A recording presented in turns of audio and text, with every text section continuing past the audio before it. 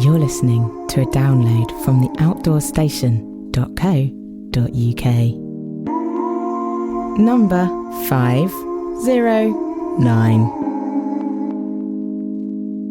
Hello and welcome back to the Outdoor Station, the longest running podcast in the world dedicated to outdoor adventure, self-powered travel and appreciation of the world around us, the great outdoors. I'm your host Bob Cartwright and I've been producing this podcast since 2005, talking with others passionate about the outdoors, sharing their adventures and taking listeners on my own personal long-distance hikes. Along the way, I've spoken to many people who have inspired me, not only by a particular achievement, but also their character, resilience, and pure joy of living life to the full. And my guest on this two-part interview is one such person. In recent weeks, her name kept popping up on my radar, and when I finally made contact, she had just set off to Kathmandu for a little bike-packing, relaxing holiday adventure. Now, whereas you or I might take in a few local hills or perhaps the mountains in Wales or Scotland for a adventurous mini break, Jenny Tuff thought traversing the Thorong La Pass in Kathmandu at 5,416 metres, in the snow I might add, would be a jolly little holiday jaunt in between her Run the Mountains of the World project. If you check out her website, jennytuff.com, you will, like me I'm sure, quickly recognise she is a true adventuress. As you'll hear in our conversation, her approach to adventure is almost the pure definition of the word. And I really enjoyed our conversation, and I'm confident you will too. However, I first had to establish if her name was something she'd made up for marketing purposes, or was she really a tough girl? I absolutely did not make it up. I got really lucky with that one. It's actually pronounced tooth, but not a lot of people say it that way. You have to go back kind of north into Scotland to get people to say it correctly. But no, it is my legitimate name. And could you tell our listeners where you are at this very moment as we record this? I am recording this from Kathmandu. I've just finished about a month of bikepacking around on my little Shanstushi hardtail. And I'm flying home tomorrow, so I'm back in the capital now, resting up. Well, certainly people will find the links to your Instagram and various other links in the show notes associated with this podcast, and certainly have a look at it because, you know, I think if few of us say that we fancied a bit of a bike ride, a bit of exercise, you might pop out for an hour or so, might pop out for a day or so, might pop out for a couple of days, perhaps do a bit of wild camping. But if you check out Jenny's Instagram, you'll see that Jenny's idea of popping out for a little social ride involves a little bit more snow and hard work. How was it? How was that ride? Yeah, as you said, there was some hard work involved. I still don't know how to do holidays correctly, I guess. So this was my holiday. It was meant to be type 1 fun. I did have a wonderful time actually, but I did partway through get hit by a bit of an early winter here. And that happened when I was coming over. A lot of people know this pass, the Thorong La Pass. It's quite famous because it's one of the highest passes that you can hike, or in my case, try and carry a bicycle up. And while I was over 5,000 meters, this early winter came in with a heavy blizzard. And the result of that was that I had to carry my bike for 3 days through knee-deep snow. And that was, I'm just going to go with how hard that was. It was really hard. I really looked it. It was the hardest bike ride I've ever done. It was amazing. In fact, I've got a picture of the bike propped up against a wall or something at the moment with the views behind it. It's absolutely phenomenal. And I know your history is you like to be spontaneous and not make too many plans, which is one of the things I like about you, and compared to a lot of modern days adventurers who might plan to the nth degree. Was this something you just sort of decided one week, I'm going to Nepal next week, or did you do a little bit more planning than that? I wouldn't say I did much more planning than that. I mean, I'd bought a map maybe a couple of months in advance. So at least I knew that Nepal was on my radar, that it was kind of an eventuality that I was going to go. But I probably did buy my ticket actually about 10 days before I flew. So Yeah, it wasn't super well planned, and I'm quite guilty of, especially if it's a long flight. I think, well, that's just tons of time that I've got to waste. So I'll just, if I'm going to read the guidebook at all, I'll read it on the plane. So I do tend to board my flights without a clue what I'm going to do when I get out the other side. So this was a bit of a bimble, a bit of a by the seat of my pants, just have some fun, see where the wind takes me, kind of thing. And were you camping on this trip, or did you use the hostels, or not the hostels, the refuges? No, so I would have liked to camp because I really do like a night under the stars. But Nepal is an incredibly populated country. You don't really go very long without seeing people. And you're going through, I mean, I was mostly in the West in these small communities that don't have a lot of tourists and don't have a lot of income as it is. So you're going through these really small communities that may have a guest house that will cost literally a couple bucks. And I think one of the things that I really like about travel by bicycle or by foot is that it is quite a sustainable way to travel, that you pass through every community and tend to have to buy things in every community. And I think that's a really important thing to do, is to not bring in your own food. And if you don't have to camp, if you're not committed to the wilderness and you can afford it, then you should stay in these places and contribute to the local economy. So yes, I did bring camping gear, but pretty early on in the trip, I ditched it and just realized, it's quite viable actually in Nepal to just go from tea house to tea house and stay in these little guest houses. And you're typically staying with families and having a really cool immersive experience with the culture. And what about the health aspect? Because it's notorious when you go to India or Nepal that you tend to get an upset stomach in some format or other. How have you managed on that front? I've managed. Oh, I didn't even think about that till now. Yeah, I got all the way through. I'm a really big fan of when in Rome type of style of eating. So I don't do fussy eating. I actually do get involved in the local cuisine because, I just think that's a really big part of any culture. So you do want to get involved in it. I guess I didn't get involved in the tap water, so maybe that helped me this time, and stayed vegetarian. But yeah, I don't know, strong stomach. I put my stomach through a lot over the years, so maybe I'm just like built up for it. So you are a vegetarian? No, I don't do any strict rules on eating because I do travel so much that it's just easier not to have rules. But yeah, while I was out here, I definitely stayed veggie. Maybe there was a few slips, but yeah, just if you're going to get sick, that's typically one of the main culprits is having some of the meat. So I avoided it. I noticed with your cycle trips and your running trips, which we'll come on to your Run the World series, you travel very, very light. And as such, have you always approached eating with the locals or buying food from the locals as you travel? Yeah, I have. Because I've always done human-powered ways of traveling. That really teaches you quite quickly to become a minimalist and to carry a few things with you, because it's just going to be a lot more hard and a lot more painful if you try to carry everything with you. I wouldn't say it's something I was good at from the beginning, mainly because when I started out doing solo challenges, I was on the budget of a student, so my gear just was quite crap. If you get the worst or the least expensive gear in the outdoor shop, you're going to end up with a very heavy backpack. And so that was the way I started out. And I'm quite lucky that now I do have high-end stuff, and that means that my packs tend to be quite light. And then also, like we touched on already, that I do have that ethos of when you go through these communities, you should rely on them to keep you supported, to get the supplies that you need rather than bringing your own stuff with you.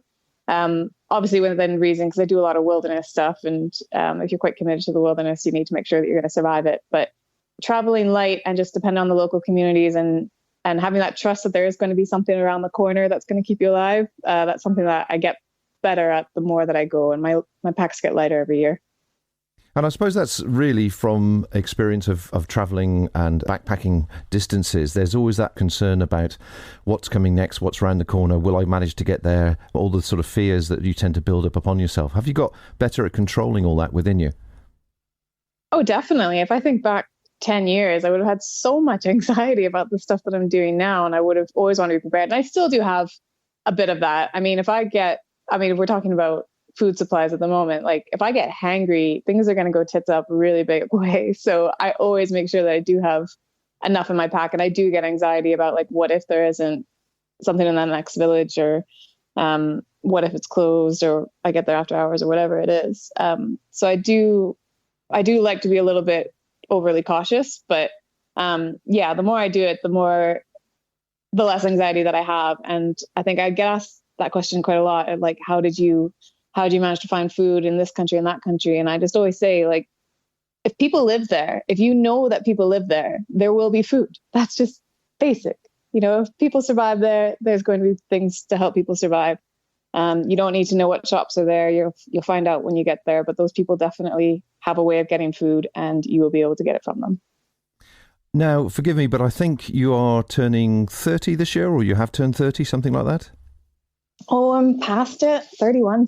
Oh, yeah, how time moves on. Yeah. But in my research, some people might call it cyberstalking, but in my research of you, I noticed that there was a comment on one of your Instagram pictures from your mother, Joy, who said that 22 years ago, you had your first adventure in the Bahamas, and this is slightly different. You would like to tell me how it all started 22 years ago? Yeah, I love it when my mom goes on my Instagram account, let me tell you. When I was 10, between the ages of 10 and 12, we lived on our sailboat, actually. My parents both took leave from their jobs and sold the house, and we moved on to our 37-foot sailing yacht, a family of four, so I have a big sister. And the four of us sailed from Canada to the Caribbean and back, and I was homeschooled, and we spent that Christmas in the Bahamas, and that was cool. I guess I would have been 10 that Christmas, maybe 11. No, I must have been 11. I don't know. It was really cool. My parents having to teach us kind of Christmas isn't the way that we do it in the Western world, where it's all about consumerism and wrapping paper and lots of toys. You're not going to get any this year because we live on a boat. We don't have space for that stuff.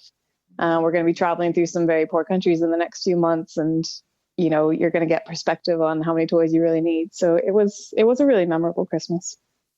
And that leads me on to your education then, because when you came back from that trip, and obviously you joined school, I think you went to high school, was it 11 or 12 after that trip? Did you find that your perspective on the world, when the topics of discussion came up about countries or other people's lives or whatever, was slightly different from your schoolmates? Yeah, absolutely. My sister and I were like aliens when we came back to school. Like, for girls that age, if you get taken out of school for that long and you don't have things, remember this is pre-internet, so we didn't have social media to let us know what was cool. We lived in our swimsuits and jumped off the back of our boat every day, and that was what we did. And then we came back to this Western world of, like, we had to learn what the Spice Girls were. I remember that was what was cool at the time, and we were like, what is this? So we were like these little aliens when we came back. Everything was quite strange. Our concept of culture and what's normal and what's weird was completely shifted. People ask us questions, things like, what was the weirdest thing you ate? And we go, well, we actually eat really weird food here in Canada because none of our food actually comes from here. When locals eat something that was actually grown in their country, then there's nothing weird about that. We learned quite a lot. I think the word that you would give it is empathy. We just learned a lot about other cultures and saw different perspectives of ways of living, what houses can look like, what families can look like, what education can look like. And it just gave us a more well-rounded, empathetic view of the world. But at the same time, I'm sure amongst teenagers, that also made you stand out completely differently from your peer group, who must have looked at you and thought, your perspective, everything you know is weird. Yeah, I think probably the biggest one is that we became feminists really young, because we learned a lot. We went to third world countries and we learned a lot about what it means to be a woman in different parts of the world. In growing up in Canada, we would have never questioned our rights and our equality. It never came up. It's not something that I ever experienced as a Canadian, that the world could be unfair to anyone else. And then we went to these countries where we found out that girls even our age had completely different lives that we absolutely couldn't fathom. That seemed really unjust. And we had to see that firsthand and really look at girls that were our size and realize just how rough their lives were and how rough they were going to get. And so when we came back, then we really valued everything that we had. We really valued the fact that we were going to finish high school and go on to university. And that wasn't something, that was an assumption. It was something that fell in our laps in a way. And And we really knew that that was really valuable, that made us really special as women in this world, that we really do get a lot more than most people on this planet. Well, I think that's certainly the best possible education you could possibly have at that sort of age. And I think an awareness and understanding and a respect for other people's cultures, and also how lucky you are in your own situation, is incredibly valuable. And I think a lot of young people these days are missing out on that. Yeah, it's something I'm really grateful for. I think the older I get, the more proud I am of my parents that they made that happen. And the more I realize what a risk they took, taking us out of school and leaving their jobs and doing all that. And making sure that we did get that education that way, that we didn't just stick to tourist traps and keep our heads in the Western world, but that we actually did immerse ourselves a little bit and learned a lot. Well, I want to come back and talk about your parents a bit later on, because I think their influence on you. They'll be so pleased. You'll get some comments on your Instagram, Bob. Oh, good. That'll increase my listeners by 1. Brilliant. As I say, I really would like people to have checked out a lot of the information that I put on the website about you and the links, because it'll give you a lot more background information. But I want to come on to really your current project, which is your Run the World project. And it's again fantastic to read and enjoy and dip into. But I think, if you don't mind me saying, what I like about your history. My wife and I were second generation hippie travellers in the 70s and 80s. After the hippies went out, first of all, in the sort of the 50s, 60s, and they forged all the interesting places. And then we started travelling when guidebooks were just starting to appear. And since then, these places have been turned into massive, great big tourist destinations. And it gets harder and harder to have what we would class, looking back in those days, but even these days, very hard to have an adventure where things are unpredictable and you don't have a guidebook and you don't have everything prepped out for you. And the thing that caught my eye and how I first came across you was obviously your first trip in Kurdistan, running across Kurdistan. And it's been marvellous to do research on you, to look into how you went about that, because you admit in your own words you were not greatly prepared for it. You were obviously in your early 20s when you took it on, and we can certainly discuss what inspired you to do it in the first place. But what I'd like to do after we've chatted about that topic is actually just talk about the preparation and the balance of over preparing for things and how that's influenced your consequent runs. So Kurdistan, I think it was 2016, 17, am I right? Yeah, that sounds right. Yeah. So what inspired you to do that? Because I know you've done your previous sort of adventures, which were a bit tamer, would be that the right word? Did you want to cut your teeth on something that really was unknown? Yeah. So it came about, I live in Scotland now, but I'm from the Canadian Rockies. And it actually came about because I get this homesickness for mountains. You know, I can live anywhere. My family moves around a lot. I'm used to moving around a lot. I don't get homesick per se. But when I'm not in the mountains, I feel it. And that was something that I was thinking about, and it was really on my mind. And I thought, I need to understand what this is. So I'm going to go to a mountain range that I've never heard of before and see if I still get that feeling of being at home. And I came across the Tian Shan. And when I first saw an image of the Tian Shan, it was like my heart stopped. And I just, that moment where you go, my life is not complete until I go there. And so I don't really know how the plan then spiraled into I would run all the way across them. I think a bottle of wine was involved, if I'm honest. And, this idea was born. And I was so excited by how much I had no idea what I was doing, if it would work. This sport that's called fast packing, running with all your kit. It really didn't exist back then. The forum on Reddit had like 12 people on it, and I was one of them.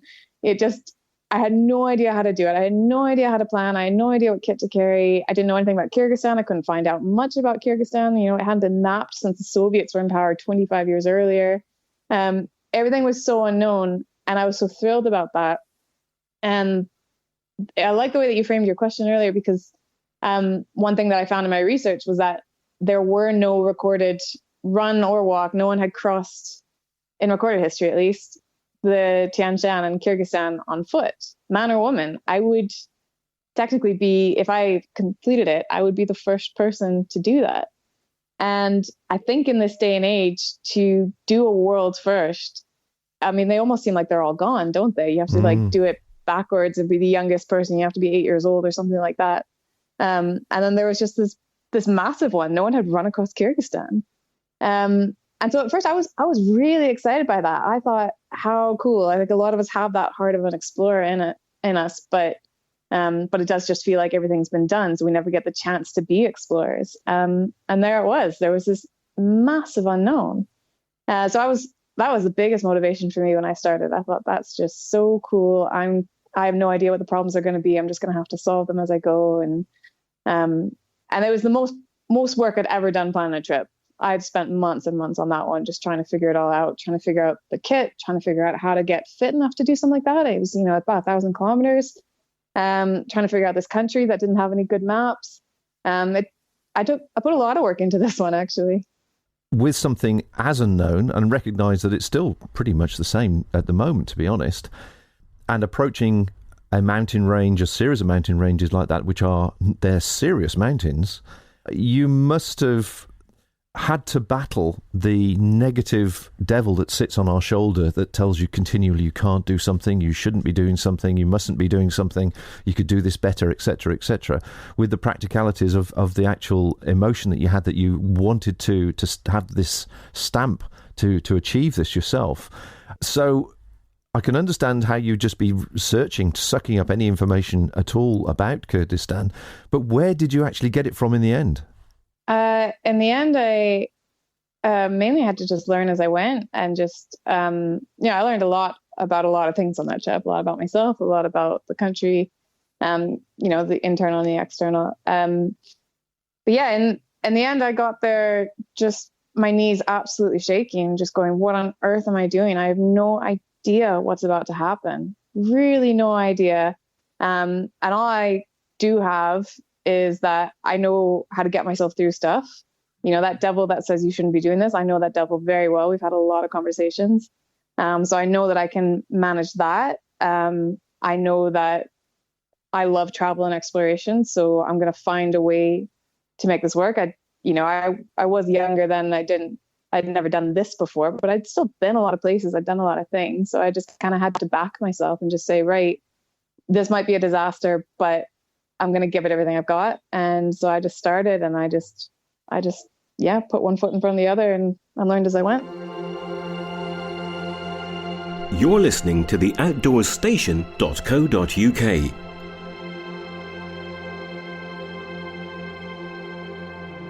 The home of UK-based audio and video podcasts for lovers of the great outdoors everywhere.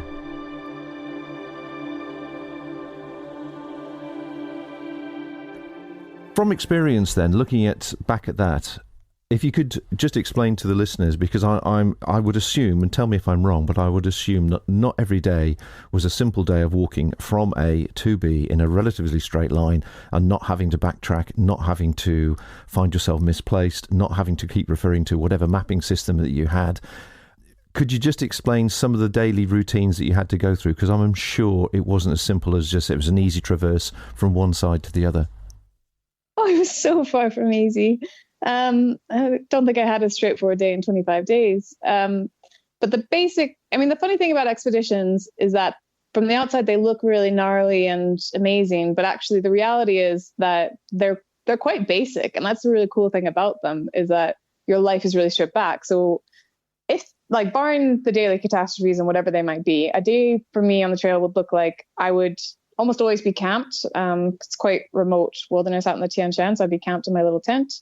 I'd wake up and that tent is probably frozen, and I would boil some water, have some coffee and porridge, get myself packed up, do a bit of yoga, maybe walk for a little bit before I started running, and then I would just, check my route and just start running and run as far as I could. I would maybe chop that up with a few breaks. Maybe some nomads would show up and I'd have some hummus with them or whatever. But I would just run all day. And then when it started to get dark again, all you're thinking about during the day is, am I on the right route? Do I have enough water to keep going? Because, water becomes all that you obsess about, I think. And then when the sun starts to set, you have to start thinking about what's going to be a safe and secure place to camp. And then you find some more water and you set up your tent. And And that's kind of it. It should be pretty basic, actually. A lot of cool things happen, but that's, in a nutshell, all you're going for every day. And talking of the safe elements, the safety elements, water being one of them and purification, but also did you carry with you a Garmin or a spot system on that particular trip, or is that something you've just added to your kit since? Yeah, I had an inReach with me. My mother loves it. She can log on and see where I am in the world. And I can also get messages that way. And that I did find that quite nice for morale boosts every now and then. Someone would say, hey, we can see your little dot. You're almost halfway there or something like that. So yeah, I do have one of those. So I got the inReach and had this plan that, sweet, I've got this little SOS button and I can page a helicopter anywhere in the world. So if I do break a leg, I'll be fine. It was after that I did the research and found out Kyrgyzstan doesn't even have a helicopter in the whole country. So you might be waiting a little while. And what about the water purification? Did you worry about that at all? I didn't worry about purifying the water. I mean, I would have a filter, I would have the tablets, and I would have a stove always. So I'm good on all fronts of cleaning the water once I've got it, but getting it was the issue. So Kyrgyzstan, I decided to run across Kyrgyzstan in the fall so that I knew that all the passes would be clear of snow by then. But they'd had a really hot summer. So the result of that was that a lot of rivers and streams that would be marked on whatever map I had, which obviously my maps were terrible, but frequently they go dry.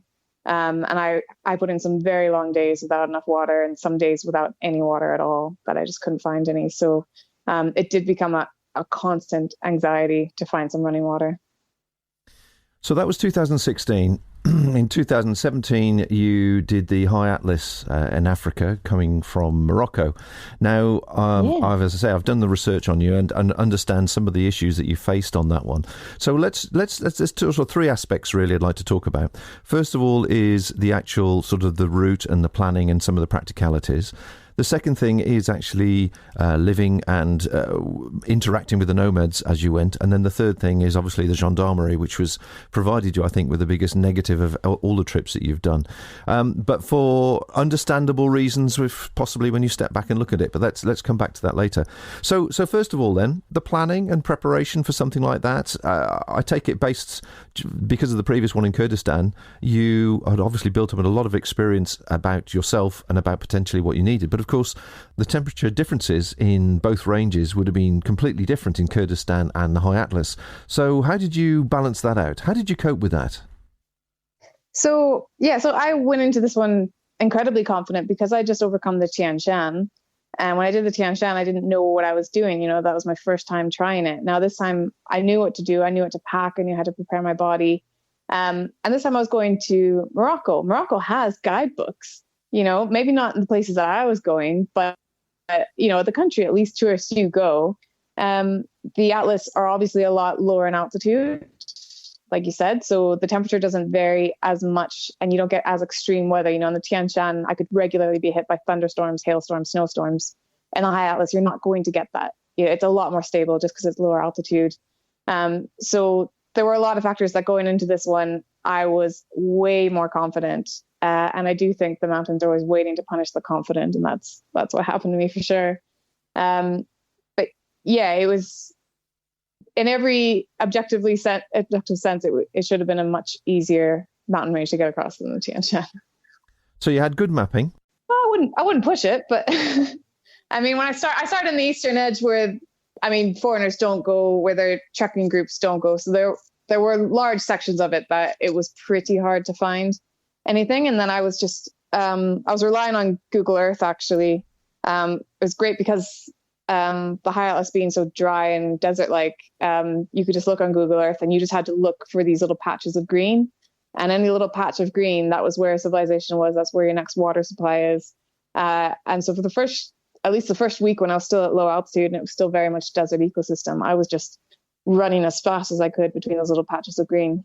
So did you program your route or key points into a GPS system before you went into the Garmin system? Yeah, I did. I wouldn't say my daily tracks actually followed it religiously, but I at least had, and I'll typically have 1 to 3 planned routes in my Garmin anyways, because they are unknown. It's not like there were GPX files I could download from the from the first person that did it. You know, I was the first person that did it. So there wasn't a lot of information. So yeah, I just had plan A, B, C kind of logged in there. And as I went, I would chop and change and ask local knowledge and that kind of stuff. And presumably the oasis or the water that you came across, you must have gone through a purification system there, because I guess it's shared between the animals and the humans locally. Yeah, typically in the Atlas, you're going to find wells and springs. But yeah, I would filter them anyway. So yeah, I didn't see a lot of above ground water until I was really in the middle where you're at higher altitude. I remember the first day that I saw above ground water, and I just like took my clothes off and jumped in. I mean, it was only like ankle deep, and I still just sat in it like it was a little paddling pool. I was just so delighted to see above ground water because I was just dying of heat. So tell me about the interaction with the nomads then, the desert people that you came across. I know they're incredibly hospitable, but was it a comfortable relationship with them, either resting with them or eating their food or sharing whatever time you had with them? Yeah, the Berbers, I mean, hands down, I would say the friendliest people I've ever met, and that's saying quite a lot. I've been to some really incredible places. The Berbers are almost overwhelming in how friendly they are. I would get chased. Someone would be screaming down the path after me, just screaming at me to turn around and come back because, you know, they've just made a tagine and they want to have me in. And I was practically gaining weight as I went, even though I was running like 60 kilometers a day, because so many people were stopping me and force feeding me. It's just really, really lovely people.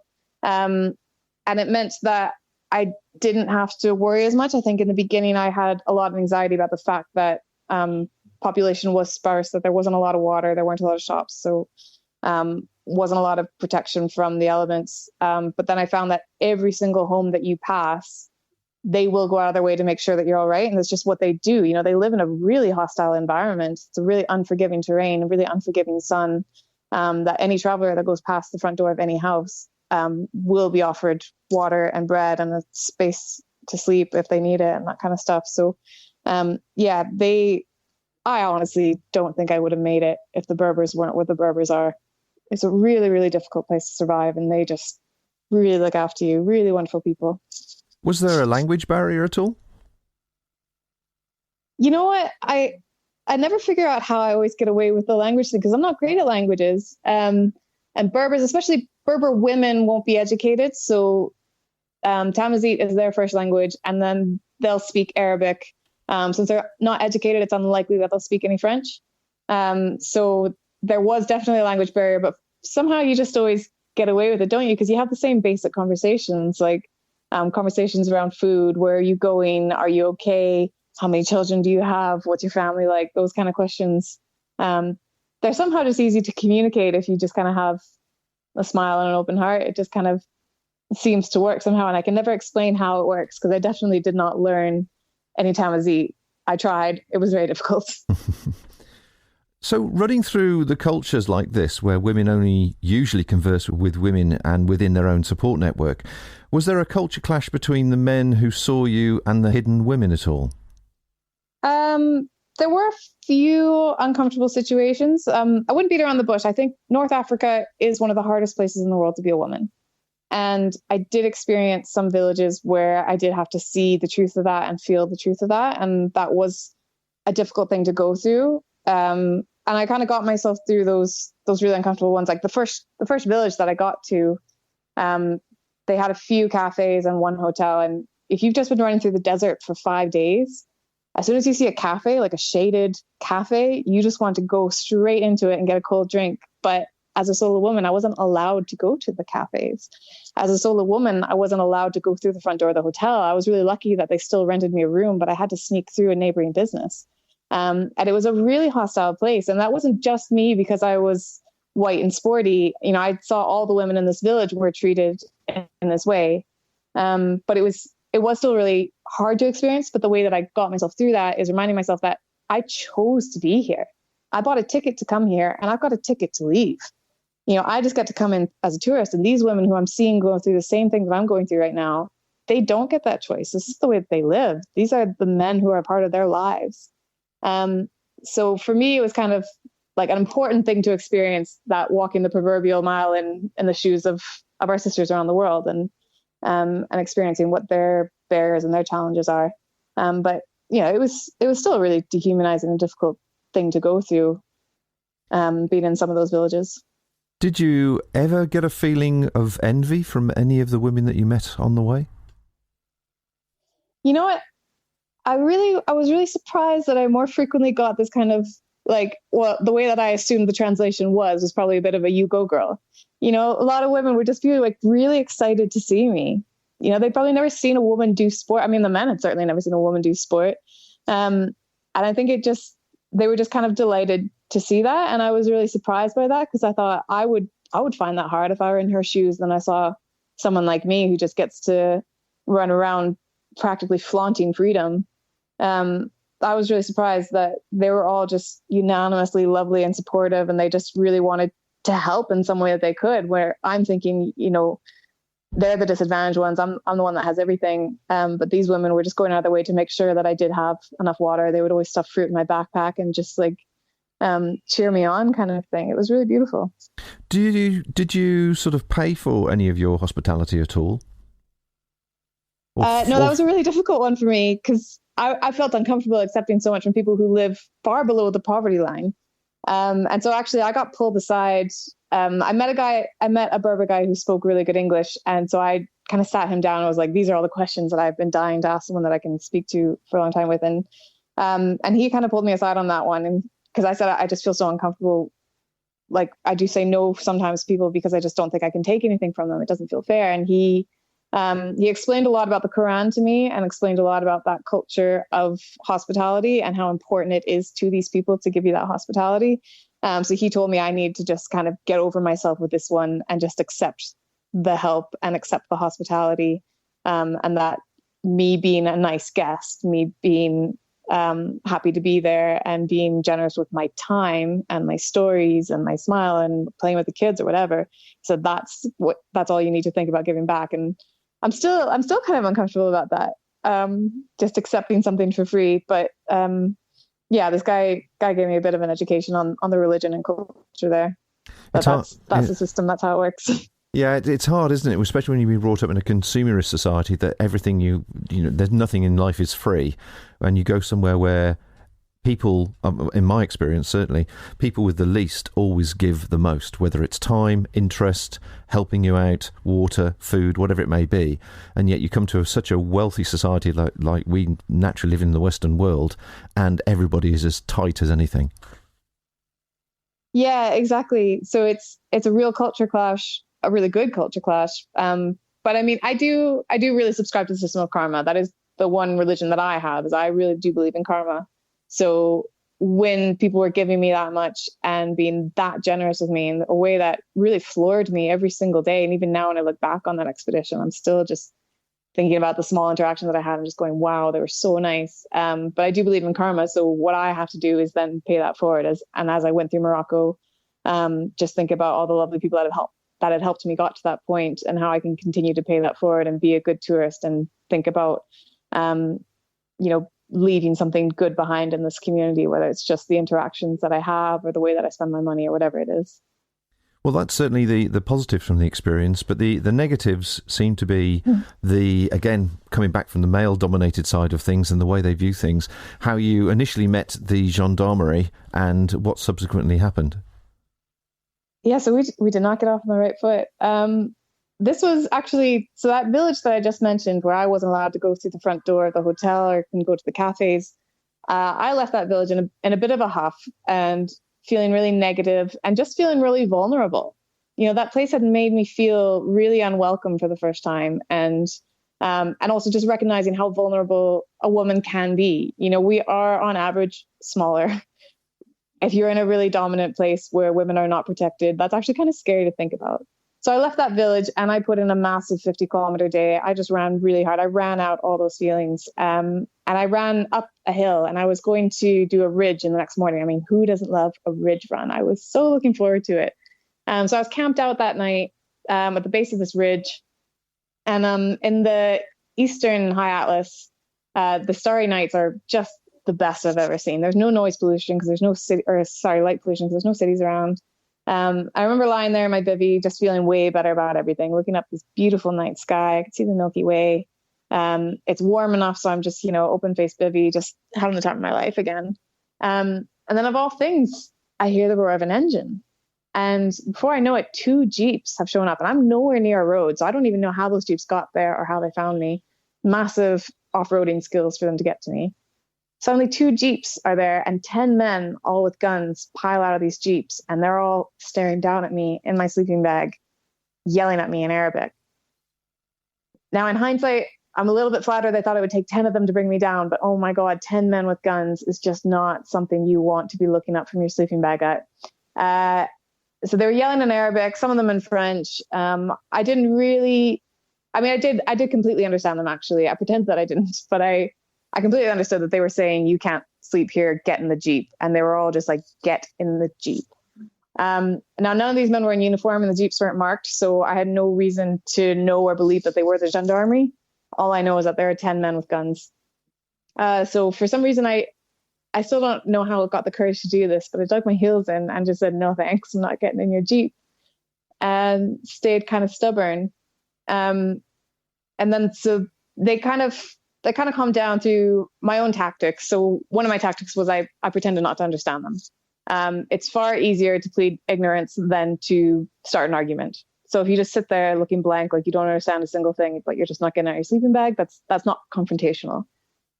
So I pretended I didn't understand them. That reduced, because there was 10 of them were yelling at me at the same time. It was really overwhelming. That meant that they assumed they could only speak English to me, but only a couple of them did speak any English.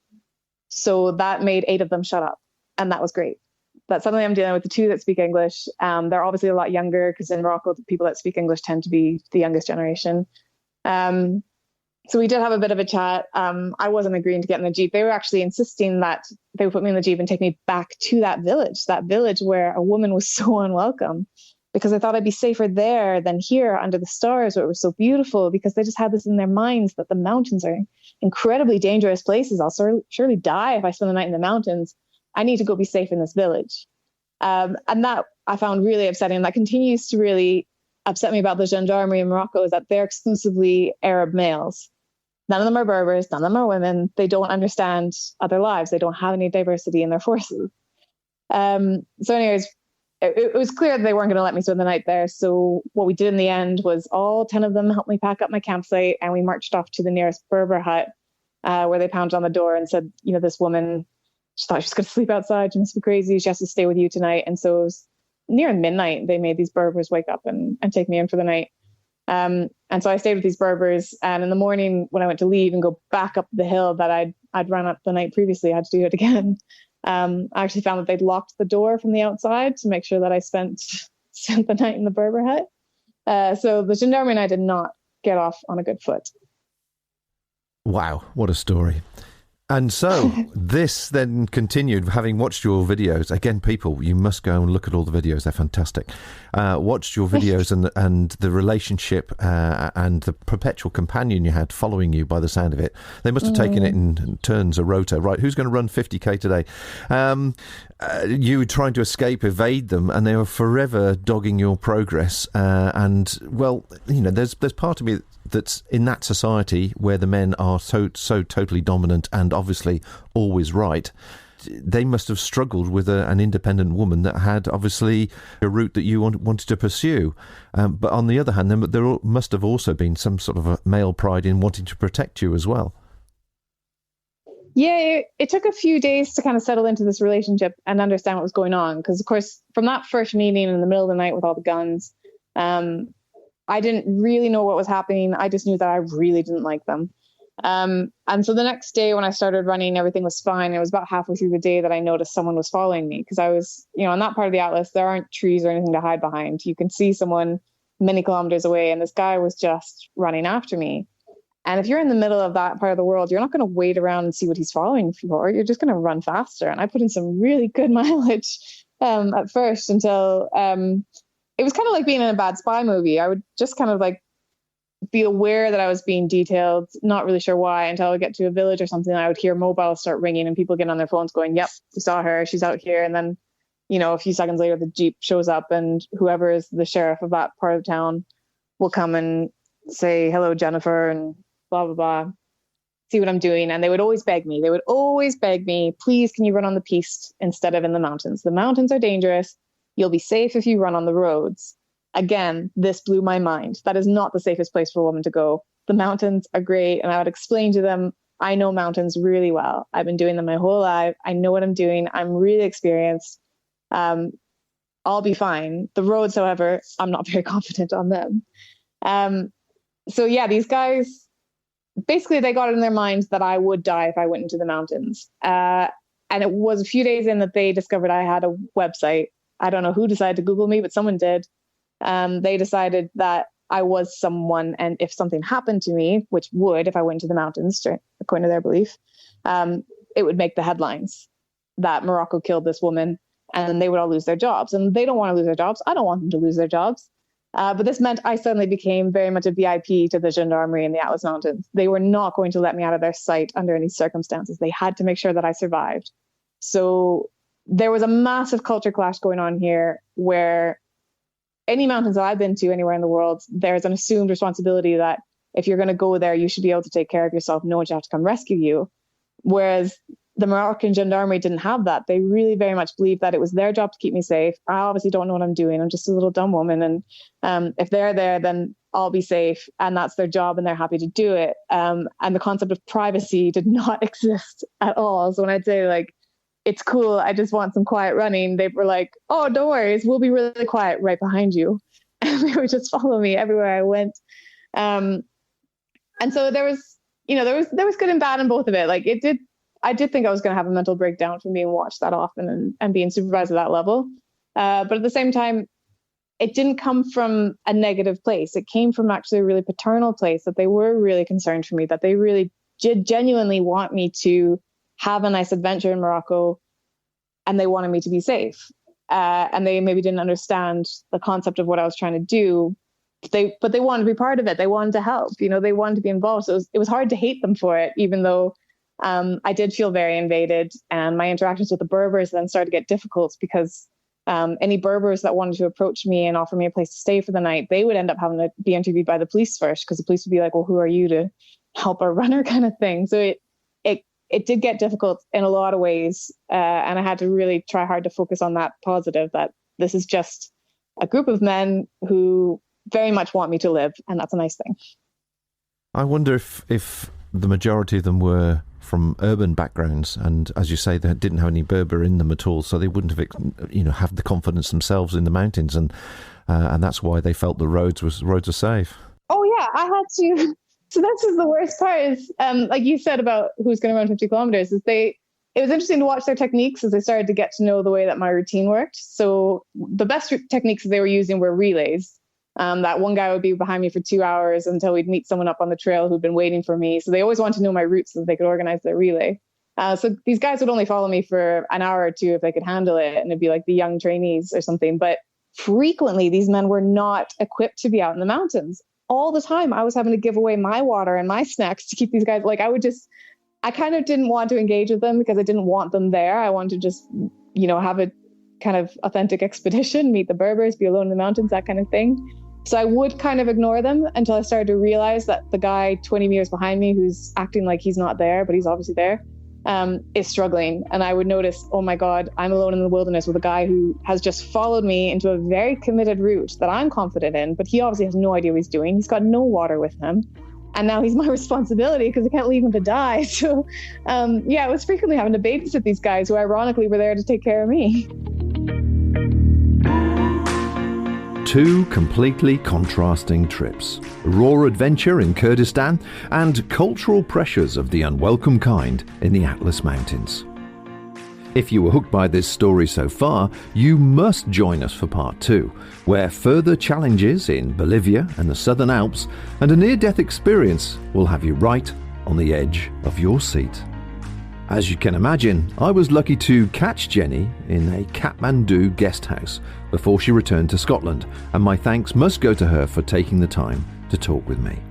If you enjoyed this podcast, please share it, leave a comment, a review, tell a friend, or drop me a line. If you have any suggestions who you would like to hear from in future, please join our newsletter over on theoutdoorstation.co.uk. More information about Jenny, her adventures, pictures, videos, etc. can all be found on her website jennytuff.com, or of course pop by theoutdoorstation.co.uk and all the links can be found there. So until next time folks, enjoy your adventures in the great outdoors, and bye for now. Thank you for listening to this podcast. To hear or see more from our extensive free library, please visit theoutdoorstation.co.uk.